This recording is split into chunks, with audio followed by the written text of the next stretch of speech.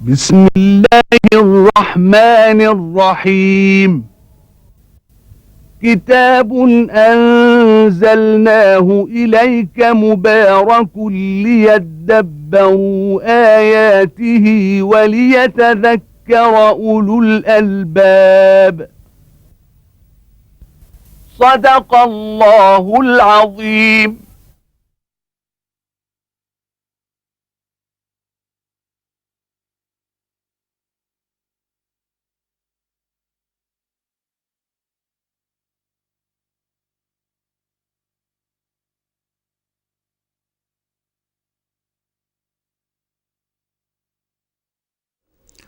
الحمد لله رب العالمين، وأصلي وأسلم على عبد الله ورسول الأمين وعلى آله وأصحابه ومن اهتدى بهديه وعمل بسنته إلى يوم الدين.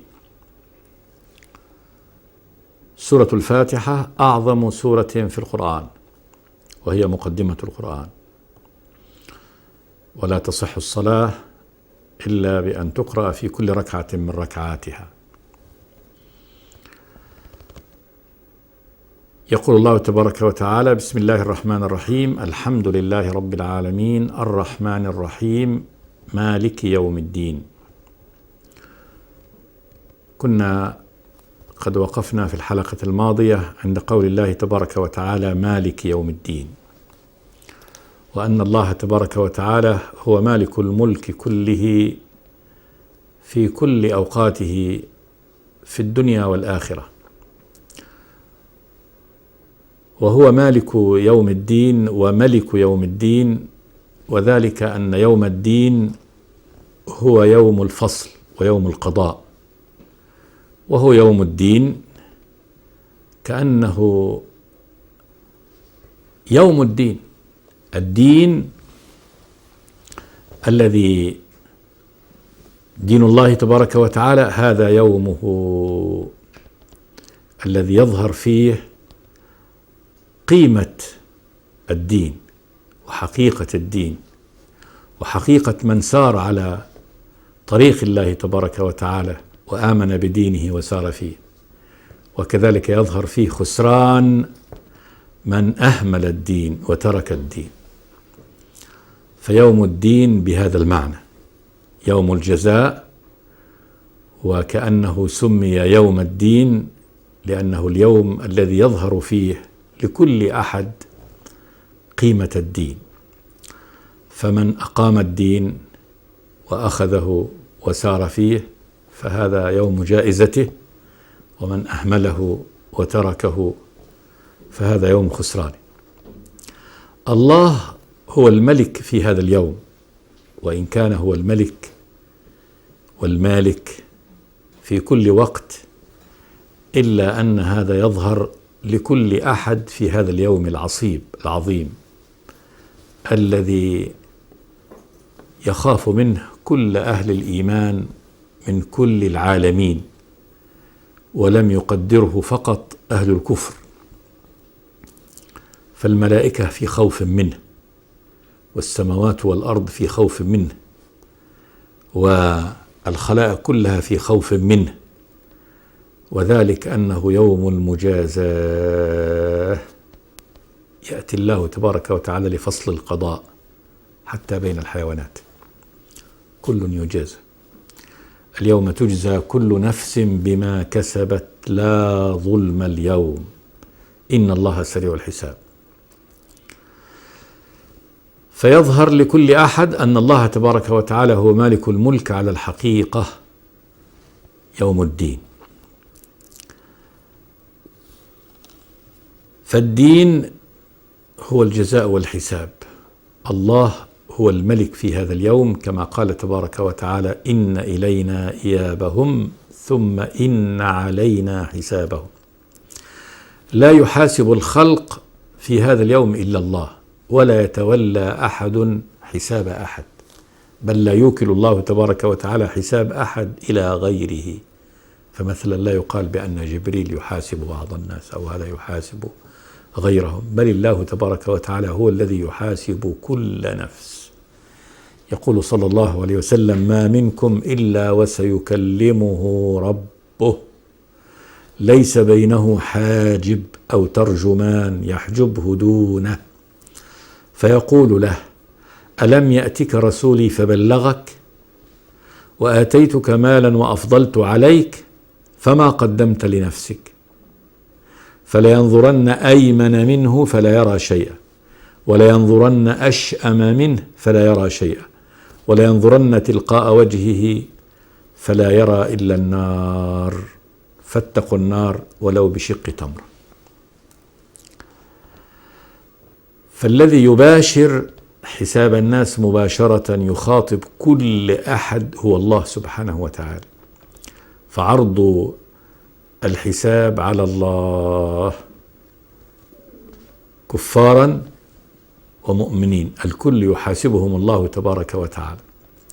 طبعا حساب الكفار غير حساب المؤمنين، فإن الكفار لا يقيم الله تبارك وتعالى لهم وزنا، ويسألهم سؤال تبكيت وسؤال تقريع وليس سؤالا عن العمل، فيومئذ لا يسأل عن ذنبه إنس ولا جان، أي سؤال استفهام وسؤال للإعذار وللعتاب، بل سؤال التقريع والتوبيخ، من نحو: ألم يأتك رسولي فبلغك وآتيتك مالا وأفضلت عليك فما قدمت لنفسك. فالله تبارك وتعالى هو مالك يوم الدين، يوم الجزاء الذي جعله الله تبارك وتعالى ميقاتا وحدده تحديد، وجعل علم هذا إليه سبحانه وتعالى. استأثر الله بعلمه، لم يخبر الله تبارك وتعالى لا ملكا مقربا ولا نبيا مرسلا بالوقت الذي يقع فيه هذا اليوم، بل هذا الملك الذي ينفخ في الصور لا يعلم متى يؤمر. يقول النبي: كيف أهنى وصاحب القرن قد التقم القرن وحنى جبهته وأصاخ السمع. متى يؤمر؟ متى يؤمر بأن ينفخ في الصور؟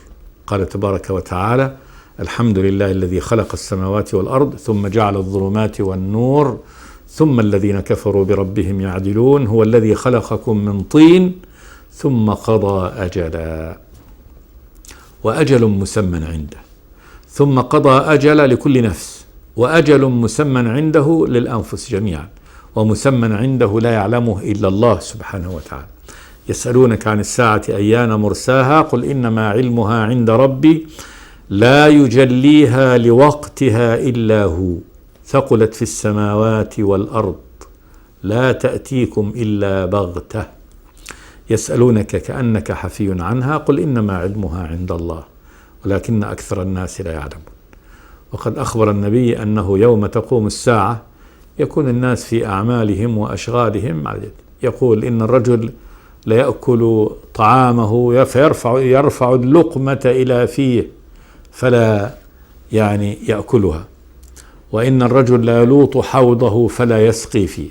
فتقوم الساعة والناس في عملهم وشغلهم وهم في غفلة تامة أن هذا اليوم هو نهاية العالم وأنه قد انتهى. فالساعة لا يجليها لوقتها ولا يخرجها ولا يأمر بها إلا عالمها، وعالمها هو الله سبحانه وتعالى وحده دون سائر خلقه. وفي الحديث أن جبريل سأل النبي متى الساعة فقال ما المسؤول عنها بأعلم من السائل. فالله هو الملك والمالك في هذا اليوم العظيم يوم الدين. هذه صفات للرب تبارك وتعالى: الحمد لله رب العالمين، الرحمن الرحيم، مالك يوم الدين. جمع هذه الصفات هي جمع لما الصفات الباقية تندرج في معاني هذه الصفات. فهذه جمعت صفات كلها معاني الرب سبحانه وتعالى، أن الله رب العالمين، وأنه سبحانه وتعالى إلههم الذي يحاسبهم على أعمالهم سبحانه وتعالى.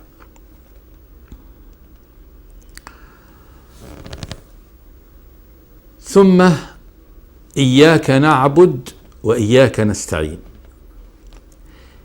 إياك نعبد هنا معنى إياك نعبد يعني لا نعبد إلا أنت، وهذا تقديم المعمول هنا على العامل في اللغة يقتضي الحصر، ففرق بين نعبدك وإياك نعبد، لأني نعبدك هذا لا ينفي نعبدك ونعبد غيرك بحسب الوضع اللغوي، ولكن إذا قلت إياك نعبد يعني لا نعبد إلا أنت، وإياك نستعين يعني لا نستعين إلا بك. إياك ضمير للرب جل وعلا المخاطب، نحن نخاطب العباد هنا يخاطبون الله تبارك وتعالى فيقولون لله إياك نعبد، يعني يا رب لا نعبد إلا أنت. فما العبادة؟ العبادة أصلها في اللغة هي الذل والخضوع والطاعة. العرب تقول هذا طريق معبد، ومعنى معبد يعني أنه مذلل قد داسته الأقدام وأصبح ممهد وخاشع ويستطاع السير فيه. والعبد هو المملوك الذليل الخاضع لأمر سيده ومولاه. فإياك يا رب نعبد يعني نذل ونخضع ونطيع ونستسلم لك. والعبادة التي يريدها الله تبارك وتعالى من عباده هذا اسم جامع فيه أقوال. تعبدنا الله تبارك وتعالى بأعمال كثيرة، أعمال للقلب داخلية، وأعمال على الجوارح، وأعمال مالية، وأقوال. فمن عبادة القلب التي تعبدنا الله تبارك وتعالى بها أن نتقي، أن نخافه، وذلك أنه الرب الإله الذي يؤاخذ بالذنب ويعاقب به، والذي يأمر ليطاع، وأنه عند المعصية له عقوبة وعقوبته شديدة، فهو يؤاخذ بالذنب. ولذلك أعظم العبادات من الله هي الخوف منه، تقواه سبحانه وتعالى. بل كل الأعمال التي كلفنا الله تبارك وتعالى بها من صلاة، من صيام، من زكاة، من حج، كله ليصب في هذا الهدف النهائي، مخافة الله تبارك وتعالى، أن يخاف الله عز وجل، كما قال جل وعلا يا أيها الناس اعبدوا ربكم الذي خلقكم والذين من قبلكم لعلكم تتقون. فالعبادة للتقوى، يعني اعبدوه لتخافوه، لأجل أن تصلوا إلى مخافته، وذلك أن الرب هو أهل لأن يخاف، فهو الرب العظيم الذي ملك كل شيء وذل له كل شيء،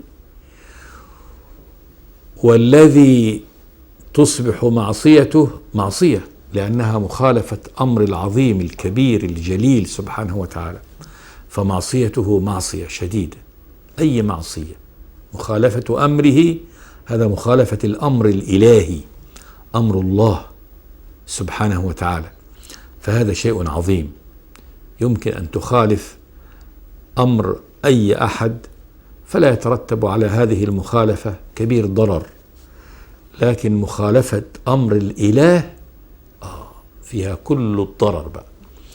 الضرر هنا لما عصي الرب تبارك وتعالى من آدم كان ثمت هناك محاسبة وعقوبة، ولولا أن آدم رجع إلى الله تبارك وتعالى وتاب لكان له شأن آخر. المعصية الأولى التي سبقت هذا معصية إبليس. إبليس كان عابدا مع الملائكة لله عز وجل، ولكن قيل له اسجد قال لا أسجد، فكان من أمره ما بين الله تبارك وتعالى أن قال فاخرج منها فإنك رجيم وإن عليك لعنتي إلى يوم الدين، ويظل في هذه اللعنة إلى النار.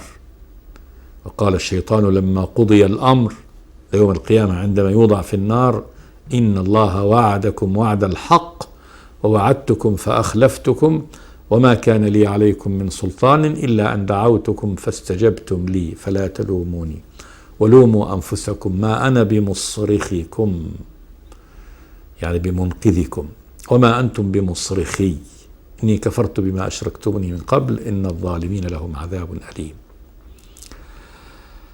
فالله سبحانه وتعالى معصيته معصية، ولذلك الذنب هو مخالفة أمره، وإقالة الذنب ليست لأحد إلا إليه. فالذنب على الحقيقة هو مخالفة الأمر الإلهي، وإقالة الذنب عنده وحده، لا يغفر الذنوب إلا الله سبحانه وتعالى. فإذا كنت أذنبت ورضي عنك كل من في السماوات ومن في الأرض ولم يعاقبوك لخطئك هذا، فإن هذا لا يساوي شيء، لا يغفر لك. وإنما الذي يغفر الذنب هو الله سبحانه وتعالى، فالذي يقيل الذنب هو الله. فإذا غفر الذنب خلاص يبقى العبد بريء. أما إذا رضي، لو كل الناس كل المخلوقات رضوا عن المذنب ولم يرضى الله تبارك وتعالى عنه يبقى مذنب. فالله أهل لأن يخاف سبحانه وتعالى. الشاهد أن العبادة اسم جامع، منها وأعلاها التقوى مخافة الله تبارك وتعالى، ثم الطمع فيما عنده والرغبة فيما عنده، فإنه الرب الغني الواسع الذي لا ينقص عطاؤه ولا حد لإفضاله. يا عبادي لو أن أولكم وآخركم وإنسكم وجنكم وقفوا في صعيد واحد وسألني كل مسألة فأعطيته إياها لم ينقص ذلك من ملكي شيئا، إلا كما ينقص المخيط إذا أدخل البحر. هل إذا دخلت إبرة في بحر ثم خرجت تنقص ماء البحر؟ إذا كانت هذا المخيط لا ينقص ماء البحر، فإن عطاء الله تبارك وتعالى كل مخلوقاته كل ما يطلبون لا ينقص من ملكه شيء سبحانه وتعالى.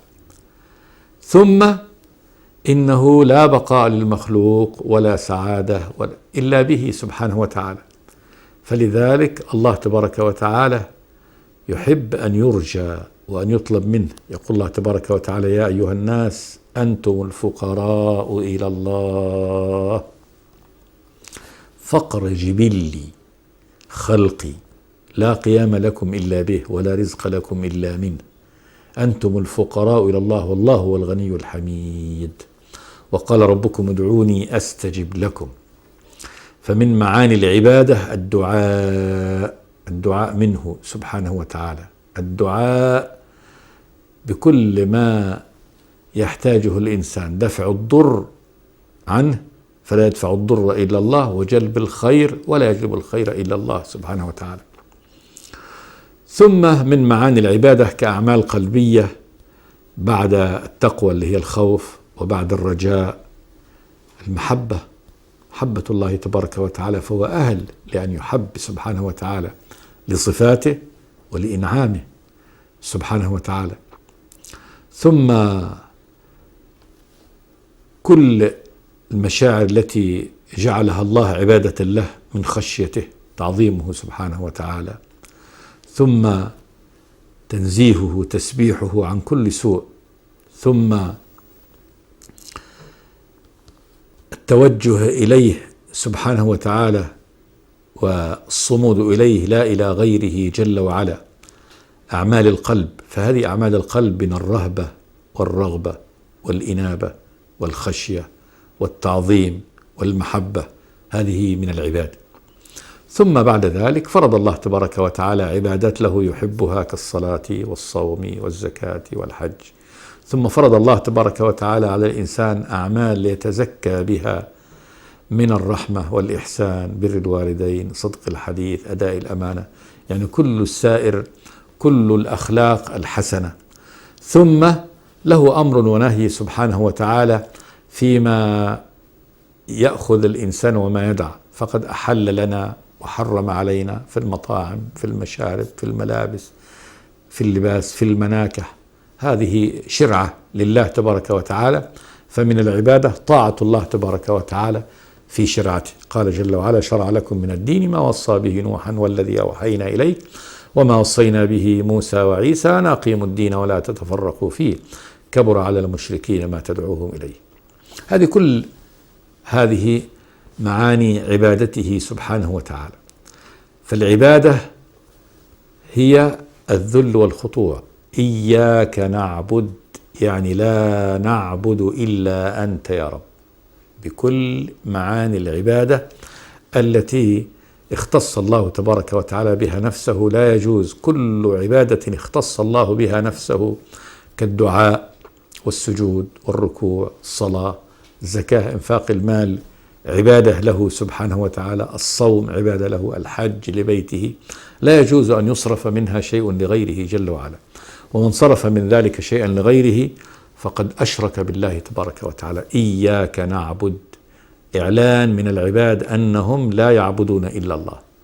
ثم وإياك نستعين، هذا تبرؤ من الحول والقوة، وإرجاع الحول والقوة إلى الله تبارك وتعالى. نستعين، الاستعانة طلب العون، فلا يعين على هذا الأمر إلا الله تبارك وتعالى. العبد ليست له قدرة من ذاته، وإنما قدرته من إقدار الله تبارك وتعالى له، وتوفيقه من توفيق الله تبارك وتعالى له. فالله هو الذي يملك يعني للعبد كل أموره، الأمر كله لله سبحانه وتعالى، والعبد لا يملك لنفسه نفع ولا ضر إلا بمشيئة الله تبارك وتعالى. فالهدى والضلال والغنى والفقر كله بيد الله تبارك وتعالى. فهذا العمل العظيم، التوفيق إلى طريق الله، الهداية له، السير فيه، القيام بالعبادة لله عز وجل، من يعين على هذا؟ لا يعين على هذا إلا الله، ولا يستعان على هذا الأمر إلا بالله تبارك وتعالى. فهي تبرؤ من الحول والطول، وإعلان أن العبد لا يستعين إلا بالله تبارك وتعالى على هذه العبادة التي هو يعني قد أمر بها، فلا يعين على ذلك إلا الله. كما شرع للنبي أن نقول عندما يقال حي على الصلاة، حي على الصلاة يعني هلموا إلى الصلاة، أن نقول لا حول ولا قوة إلا بالله، لأن انبعاث المسلم إلى الصلاة يحتاج نية وعزم وعمل وحركة، لا يعين على ذلك إلا الله. فلا يوقع في القلب محبة الصلاة والرغبة فيها إلا الله سبحانه وتعالى. هذا من الهدى الذي يؤتيه الله تبارك وتعالى من يشاء ومن يحب، ولا يعين على هذا الأمر إلا الله. فنقول لا حول ولا قوة إلا بالله، ليس للعبد حول ولا قوة إلا بأن يقدره ربه سبحانه وتعالى وأن يهديه. اللهم لولا أنت ما اهتدينا ولا تصدقنا ولا صلينا، إنك لا تهدي من أحببت ولكن الله يهدي من يشاء. فالهدى هدى الله تبارك وتعالى، والإعانة إنما هي من الله تبارك وتعالى. فمن يريد الله أن يهديه يشرح صدره للإسلام، ومن يريد أن يضله يجعل صدره ضيقا حرجا كأنما يصعد في السماء. فهذا كمال التوحيد، إياك نعبد وإياك نستعين، إعلان من العباد، يعني يا رب لا نعبد إلا أنت، أي لا نشرك بعبادتك شيء، لا أنفسنا في أن نريد بعبادتنا غير وجهك ولا غيرك من المعبودات التي يعبدها الناس. الناس عبدت معبودات شتى، ما من شيء إلا وعبد، يعني شيء غير الله تبارك وتعالى إلا وجد له من البشر من يعبده. الناس عبدوا الشمس والقمر والنجوم والهواء والبحار والجبال والأشجار المثمرة والأبقار، بل والقرود، بل والثعابين، وما من شيء إلا وعبد. وعبد بعض الرسل، وعبد بعض البشر، وعبدت الملوك، وعبدت الأحجار والأوثان. فكل من جعل لله تبارك وتعالى شركا في العبادة، القصد والأمر الذي أمر الله أن يخص به أن يسجد له وحده ليس إلى غيره، أن يركع له، فجعل الركوع والقيام والسجود هذه مفردات الصلاة، هذه أعمال خاصة لا تكون إلا لله تبارك وتعالى. والصوم عبادة، الصوم يمكن يكون لغرض غير العبادة، كالصوم مثلا للتخسيس أو لتنظيم الطعام أو لحمية، هذا أمر مباح ليس داخل في معنى العبادة، وإنما العبادة ما فرضه الله تبارك وتعالى عبادة له بنية التقرب إليه سبحانه وتعالى، فهذا لا من فعله لغيره فقد أشرك بالله تبارك وتعالى. فإياك نعبد هو كمال التوحيد، أن الله الذي هو الله الموصوف في هذه السورة رب العالمين الرحمن الرحيم مالك يوم الدين، هذا الرب هو الذي يعبده المؤمن عندما يقول إياك نعبد وإياك نستعين على هذه العبادة. ثم بعد ذلك اهدنا الصراط المستقيم صراط الذين أنعمت عليهم غير المغضوب عليهم ولا الضالين. اهدنا الصراط المستقيم هذا طلب من الله تبارك وتعالى، دعاء. الهداية هنا إنما بمعنيها هداية الصراط المستقيم تعليما، وهداية الصراط المستقيم توفيقا. الصراط هو الطريق، الصراط في لغة العرب هو الطريق، والمستقيم ضد المعوج، وصراط الله تبارك وتعالى مستقيم لا عوج فيه، لأن أعماله كلها قصد وكلها خير فليس فيه عوج. وأما ما نهى الله تبارك وتعالى عنه من غير صراطه فكله عوج. إن الله يأمر بالعدل والإحسان وإيتاء ذي القربى وينهى عن الفحشاء والمنكر والبغي يعظكم لعلكم تذكرون. فكل ما أمر الله تبارك وتعالى به إنما هو إقامة واستقامة وسير على الطريق القويم القيم، وكل ما نهى الله تبارك وتعالى كله ما هو خارج عن هذا الصراط هو أمر معوج. الصراط المستقيم هذه دعاء يدعو العبد أن يهديه الله تبارك وتعالى صراطه المستقيم، طريقه الذي شرعه على ألسنة رسله خاتمهم محمد صلوات الله والسلام عليه، الذي جاء ووضح المحجة والطريق إليه سبحانه وتعالى. دعاء عظيم لأن هذا يشمل الهداية بمعنى الإرشاد والبيان، والهداية كذلك بمعنى التوفيق. لا يوفق العباد إلى السير في هذا الطريق إلا الله تبارك وتعالى. صراط الذين اهدنا الصراط المستقيم صراط الذين أنعمت عليهم غير المغضوب عليهم ولا الضالين. الذين أنعم الله تبارك وتعالى عليهم هذه النعمة الخاصة والهداية الخاصة، وذلك أن الخلق كلهم لله تبارك وتعالى، لكنه اختص بهدايته وبرحمته من يشاء من عباده سبحانه وتعالى. اختصهم الله تبارك وتعالى بأن هداهم إلى طريقه وصراطه جل وعلا. والله هو الذي له الأمر، وهو الذي يعلم أين يضع رسالته سبحانه وتعالى، ويعلم من يستحق الهداية فيهديه، ويعلم سبحانه وتعالى كذلك من يستحق الضلال فيضله، فالأمر له سبحانه وتعالى. قال الكفار عندما شاهدوا أن الهداية بدعوة النبي نالت صغار الناس وعبيدهم وأرقاءهم، قالوا أهؤلاء من الله عليهم من بيننا؟ قال جل وعلا أليس الله بأعلم بالشاكرين. نكتفي هذا اليوم بهذا القدر، ونعود إلى استكمال تفسير الفاتحة في الحلقة الآتية إن شاء الله. استغفر الله لي ولكم من كل ذنب، صلى الله وسلم على عبده ورسوله محمد. بسم الله الرحمن الرحيم. كتاب أنزلناه إليك مبارك ليدبروا آياته وليتذكر أولو الألباب. صدق الله العظيم.